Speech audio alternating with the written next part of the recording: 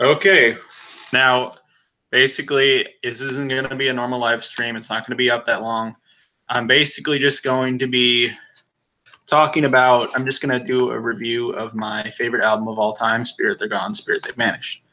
Now, anyways, let me see if there's actually anyone on the chat.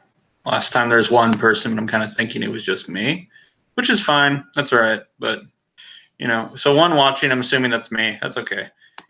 I don't have that many subscribers, so I didn't really expect people to watch my content. But anyways, so this is going to be a short live stream. Basically, I'm going to be going to Universal Studios tomorrow.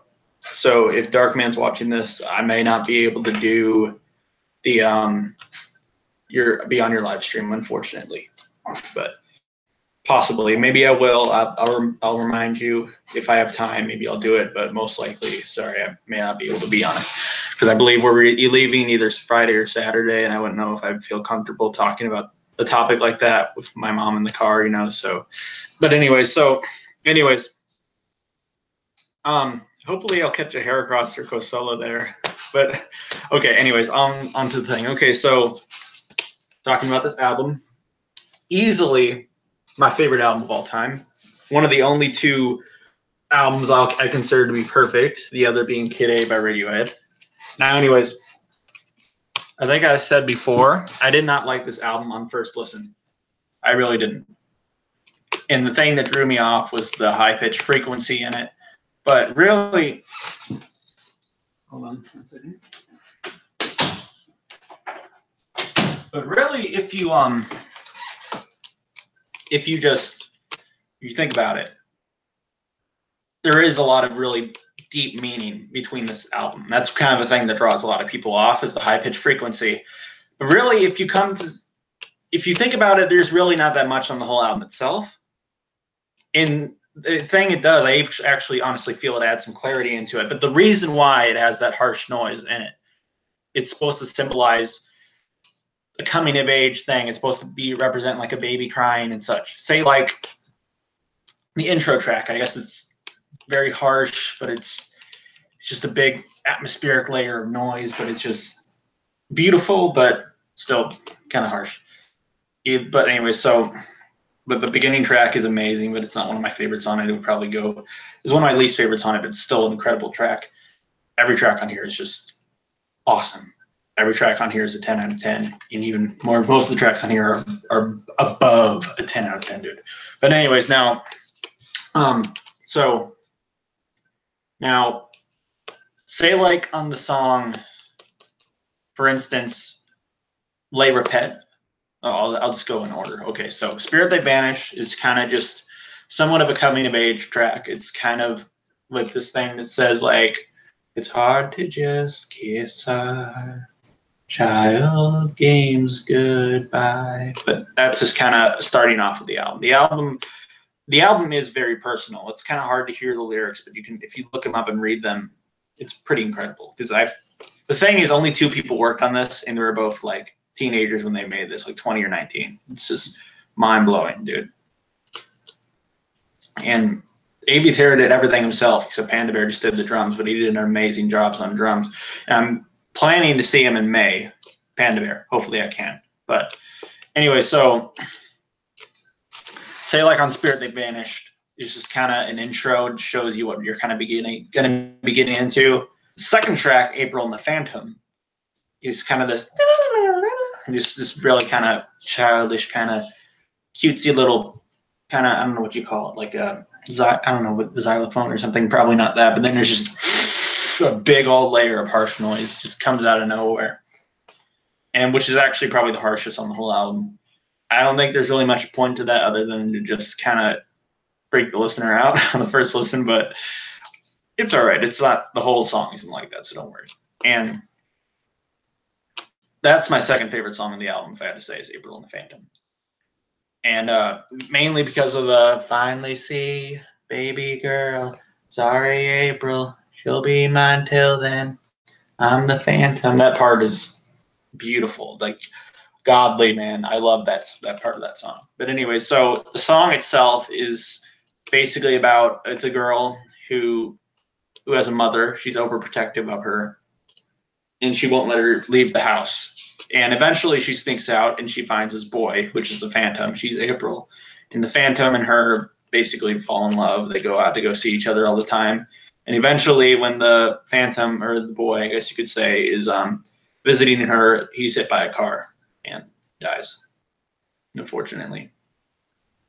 Is what I've gathered from that, just because it doesn't necessarily say he's hit by a car, but I'm assuming it assumes that. I'm assuming that. Basically it says, April and the Phantom, they were just like lovers, always here giving kisses for the weekend. Everything's just alright with me. Everything's just alright with April and the Phantom. Secret code until they buried Phantom by the road. And so just because it says buried by the road, I'm assuming he gets hit by a car. Anyway, so the third track is just an untitled track, and actually they the original thing on this kind of said didn't have the untitled thing in it when it was first available on CD, so people thought there was like 9 tracks instead of 10. But it's just, the track doesn't have a title. It's just called Untitled on the thing. And I think, yeah, but it even says Untitled on this, if you can see that.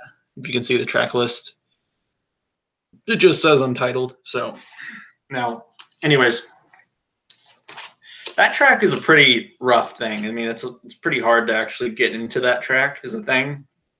But still, if you pay attention to how it's structured and how it's just composed, it's not just a big layer of like just ear rape, harsh noise with that's kind of borderline power electronics without hateful lyrics. It really does have some beauty and progression in it if you listen closely. It's just kind of interesting they could do something like that. But and that song has some meaning too. It's kind of where it has symbolism within the noise. Basically, it's supposed to represent a child being born, I would assume, where the baby's crying is the harsh noise, and the harsh noise sounds very much like screams, which is kind of how some people consider it to be a power electronics track because of that. And it has this beautiful kind of piano kind of playing in the background, kind of gives it a good atmosphere. And the track after it, Penny Dreadfuls, that track, Penny Dreadfuls, is probably I would say, well, I wouldn't say it's the most personal, but it's definitely the saddest track on the album. Because the thing is, David Portner, growing up, I'm not sure where he moved from. I know Panda Bear was born in Virginia. Maybe he moved from Virginia to Maryland or something like that. I'm not sure where he was born, but the band itself is from Maryland. But growing up in Maryland, he claimed he said he only had one friend growing up, which he claimed to be geologist. He's now in the group, but at this point it's just 2 people. And it's safe to assume he was heavily picked on. And that song kind of covers a lot of bullying in that track. And it doesn't necessarily, it's kind of makes it like the track is not, the songs are not about him, but it's very obvious. It's pointing about things in his life. Say like with Penny Dreadfuls, it kind of says this girl called Penny, her last name's Dreadfuls, I guess. It kind of doesn't really give a name to the child. And it doesn't act like the song is about him, but it's very obvious it's about stuff in his childhood.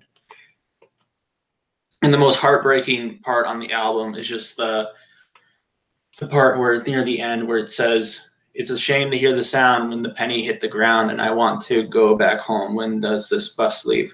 Which is just heartbreaking in the sense that some kids don't want to go to school because they just find it boring. They just find it long and just, but he didn't want to go to school because he was picked on every day, and he did not like it because he did not like being mocked and just pushed around by other kids and just not getting any respect, which I think is a way bigger topic, which is something I can kind of relate to because I never really had many friends when growing up in high school.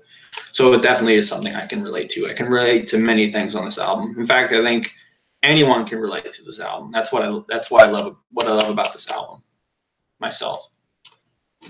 But and there is kind of a little bit of harsh noise. It's not really that bad, but it's a little bit at the end. It's not really nothing too ear rapey, I guess you could say.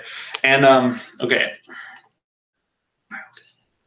all right, Chocolate Girl. Chocolate Girl is also one of my favorites on that. Probably my third favorite on the album is Chocolate Girl, and that's actually a lot of people call that the second best. Well, it's a progressive pop song. There's some of the progression on this album is handled masterfully. Like some of the best progression I've ever heard lands on this album, personally, for me. And this is a progressive pop song, and it's also kind of a song. It's also a love song, kind of like April and the Phantom was. And Chocolate Girl is basically about these. Goes into little topics that are kind of sexual, but it's a thing. It's talking about two teenagers. It's kind of what teenagers do. But anyway, so I won't get into the sexual stuff, but it's not that dirty. It's the thing. This album not explicit in any sense of the word. But anyway, so it's basically in the sense of what I'm saying. The track is beautiful. It's very atmospheric. It's very progressive. It's handled very, very well. It's produced very, very well. But it's basically about, from what I gather, it's about this girl growing up, and she meets this boy. They fall in love, and then and one of them moves, and they can no longer be together. Is basically what I gather from that song. It may be something A.V. Terror. Maybe something A.V. Terror experienced in his life, but I'm not sure. Probably would assume. And actually, another thing is actually. Supposedly, this album was originally just going to be the debut album of A.V. Terror, but he was so impressed by Panda Bear's drumming, he included him on the release as well. Now it's considered to be the debut by Animal Collective. But anyways, let me get back to this. Okay, the track right after it was just called "Everyone Whistling." It's a pretty decent ambient track. It's not one of my. It's definitely my least favorite on here. It's still a great track, but it's a pretty soothing ambient track. But it's not a track I really go to that often if I want to listen to the album. It's just one track in between. I never go to that track because it's basically just an interlude. So I wouldn't really count it as a song. It's basically just an interlude, so it doesn't really affect really the album itself. Like that's this thing. Like if there's just an interlude of people talking, I wouldn't really consider that to be part of the album, you know. But anyways, the track after it though, Rapet. That's another really good song on here, which is also a progressive pop song, but I personally think it's both. It's handled very well, but I wouldn't say it's one of the progressive pop songs handled the best on the album. But it's still a wonderful track, great track, incredible track. But anyway, so now this was my favorite track at the beginning when I first heard this album. Now it's easily Alvin Roe. Easily my favorite song of all time is Alvin Roe. Without a doubt, no question. Alvin Roe, my favorite song ever. Anyways, now Labor Pet is it's another progressive pop song, and this one kind of represents like childbirth. Is that what I assume the song is? But kind of the beginning of it is super chaotic, some super fast-paced drumming and some howling vocals and stuff, which is basically representing a mother giving birth. And then it cuts to this tiny little sequence of this people going like, "Oh, the angel, oh, pretty angel," which is basically just the mother talking all cutesy to the baby. And then it goes to this pretty angel, and then it goes back to the chaos, which I'm assuming is the baby crying. And then it goes to this, "The birds are calling for you, please don't follow." And it just kind of repeats that chorus, which is actually my favorite part of the song. And that's why I probably liked the song at first so much when I first heard it, because I thought that chorus was beautiful. And I'm assuming the baby's calming down and the mother's soothing it. That's what I'm assuming that is. And "Bat You'll Fly," that's another great track. It's not in my top 5, but it's still an incredible track. And it's another progressive pop song. It has some of the best synth lines end up on this track, in my opinion. And it has some of the synths on here sound like people whistling. It's just kind of incredible they could do stuff like that. Maybe it's even drumming. I don't know. These guys are super ahead of their time. Who knows? But anyways, I can't exactly think if I were to tell you something. I think it's kind of about. I would assume the song's about going your own path, not doing everything that everyone else is doing was what I gather from the song, but I could be wrong. That's what I gathered from it. But this part where he goes like, "You're so late, you're so." All right. I feel so exclusive, you say. You feel so exclusive, you say. That's probably my favorite some part of the song. And then the song after it is just called "Someday I Will Grow to Be as Tall as a Giant." It's an instrumental track. There's only there's 3 instrumental tracks on here. And that song obviously has reference to growing up. That song is another kind of ambient track, but it's much more beautiful than everyone whistling. It's not just a straight up ambient track. There's some very dense psychedelic things, some kind of moderate vocal samples, and some beautiful like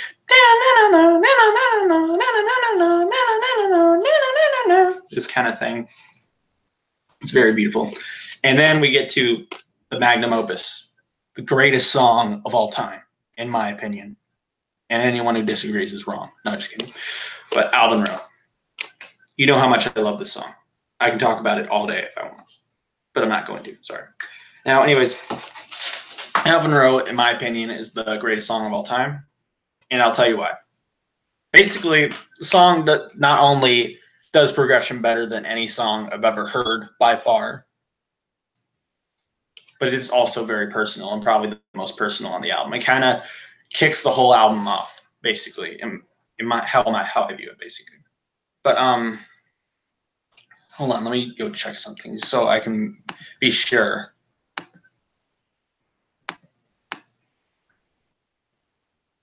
There was 2 viewers for a second. Someone else is watching. Someone else is watching my stream?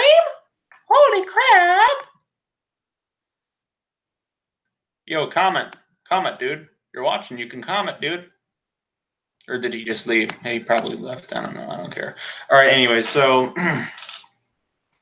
now, Alvin Roe. Oh, he came back. Yo, comment.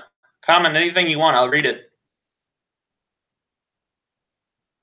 He left again. I don't know. I don't care. Okay. I don't know. I can care less. But anyway, so Spirit, they're gone, Spirit, they vanish. The song Alvin Roe. Back to it. Okay, so Alvin Roe kind of starts out with this really, really high-pitched frequency in the background. Some very fast-paced drumming, and just some very kind of gibberish kind of vocals, which kind of sounds kind of weird at first, but the thing is, the chaotic drums represents a baby throwing a tantrum and crying when it's born. The high-pitched frequency the fast-paced chaotic drumming is the mother calming it down, and the high-pitched frequency is the baby crying. And then the drumming kind of stops. The high-pitched noise quietens. It doesn't completely stop, but you hear this, "Baby in your cradle, look at me. Baby speaks in rhythms, now you're 3. Ride your German Shepherd till you're 5. Baby thinks the TV is alive." And so on. It just kind of, then eventually when it says, "Do you hear me, troubadour, Alvin Roe?" the high-pitched frequency stops there. The baby's done crying. And there's kind of fast-paced drumming for a few seconds, a couple times. The progression kind of goes on. It's kind of a very coming-of-age song. A lot of the stuff it kind of talks about. It doesn't say David Portner. It just says Alvin Roe because he makes up characters for describe himself, basically. But it's kind of a coming-of-age song, but I'm not going to go for the entire song. But what I will, when it comes to this kind of thing where the progression is about to hit its peak, it kind of does this 4-layer thing with this piano thing and this and this kind of, then it goes when it's the 2 that's about before it hits the peak, it's just has this pretty little like synth thing.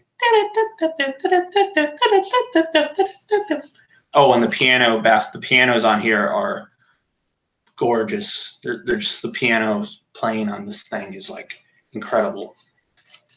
And then it goes,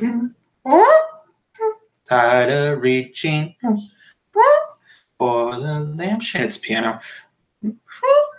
"Baby reading baby, love me. Oh my. When it gets into this, when the progression hits its peak and it just transitions to this, oh my God, it's just so good. Oh, if I were to cry over anything in music, it would be this. Easily. This is just breathtaking, breathtakingly beautiful in every sense of the word. This run, run. This, when it hits its peak and the fast-paced drumming and the, oh my God, this is so good, man. Just gives me, that part just gives me frisson every time I listen to it. It's just incredible. And the progression isn't done there. They've still got stuff up their sleeves, man. These geniuses got shit up their sleeves for days, man. But anyways, so it goes to this. I told the baker's daughter I didn't want the water. She only likes it when I bake. So I expect she's waiting. Which I'm assuming represents the mother water breaking. I'm assuming is what that reference is. And then it goes into this Alvin Roe, Alvin Roe, Alvin Roe, Roe Alvin.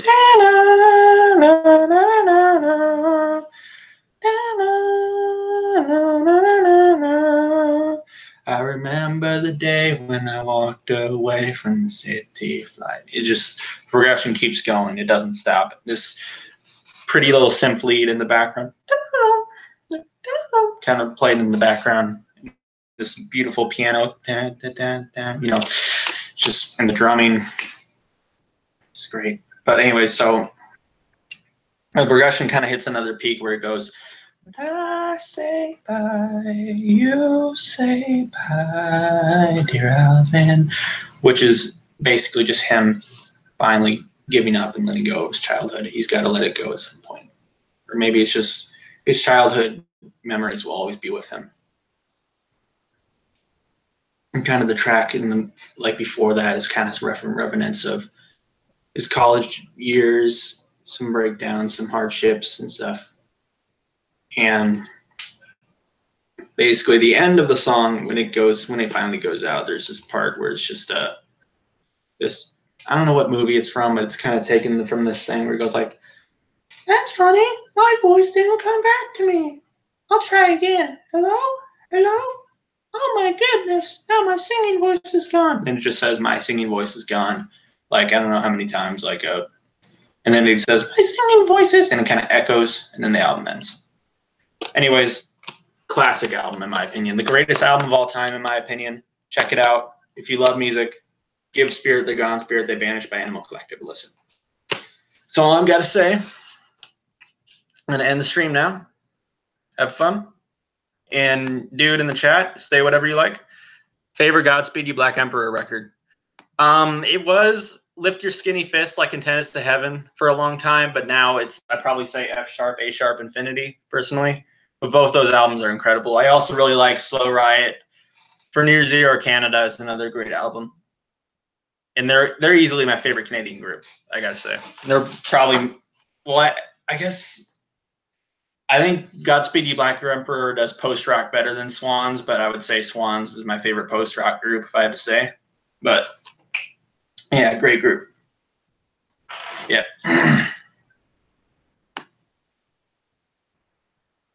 But, yeah. Okay. And end the stream now. Wait, I know you from iFunny, don't I? You're the Faggot69. Is that who you are? Because I see you republish my stuff on iFunny all the time. It's Michael Guest's birthday. Is your birthday today? Oh, Michael Gira's. Oh, it's Michael Gira's birthday today, huh? Interesting. I kind of want to get To Be Kind by Swans on vinyl at some point. I don't know if I have the chance, but all right, but dude, but it's nice to to actually have someone watching this time, dude. But thanks for supporting the live stream. Even if it's just one person watching, I'm cool with that. Now, I'm gonna end it now. See you guys. I might get stuff in Universal Studios if I have the time, or if there's nothing. My dad gave me about $40. I don't know if they have something maybe at the Hard Rock Cafe, if they have CDs or something, I can maybe get something like that, or T-shirt I like or something, you know. But maybe if I don't like anything there, I can maybe go to Target or Walmart, or if Best Buy still sells CDs, they're getting rid of them. Maybe I'll go there, maybe get some CDs, or maybe I can just spend it on.